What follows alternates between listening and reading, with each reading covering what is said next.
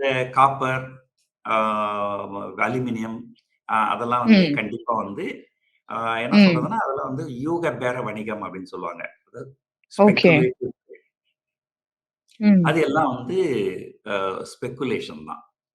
Okay. ஆ இப்ப நெறைய பேர் வந்து தங்கம் ஏறும், ஏறும் அப்படின்னு சொல்லிட்டு தங்கத்த வாங்குறாங்க. இன்னும் ஏறும் அப்படின்னு வாங்குறாங்க. ம்.